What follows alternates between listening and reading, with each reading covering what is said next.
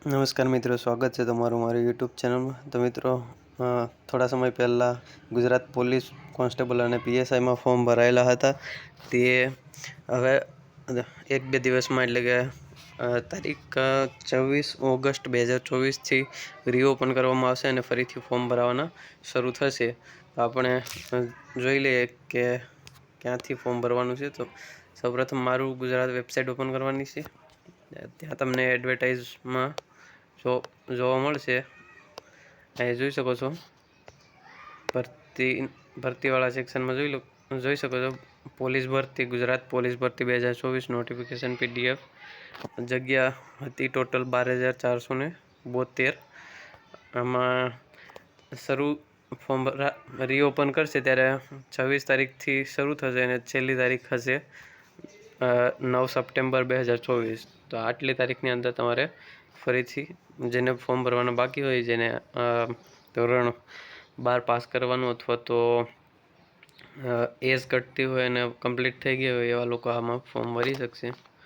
તો એના પર ક્લિક કરવાની છે.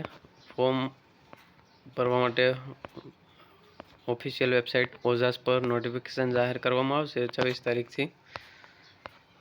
તો એ ઓઝાસ વેબસાઇટ પરથી ફોર્મ ભરી શકાશે. આમાં એની એલિજિબિલિટી ક્રાઇટેરિયા શું છે તે બધું જણાવવામાં આવેલું છે.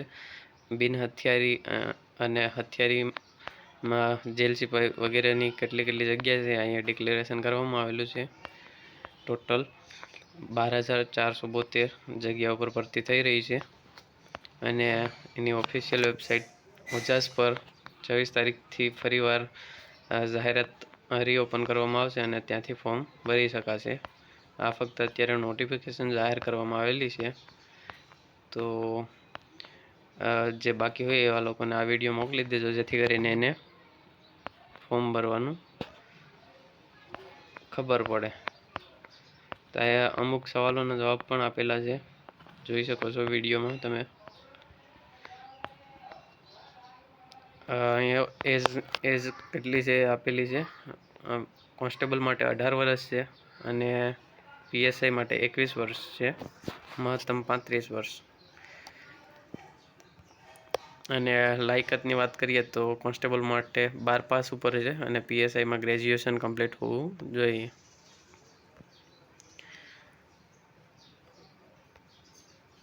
જનરલ કેટેગરીમાં ફોર્મ ભરતા હોય એવા ઉમેદવારોને ₹100 જે ડ્રાફ્ટ છે એ પે કરવો પડશે. બાકી પછાત વર્ગના ઉમેદવારોને ફ્રીમાં છે. એ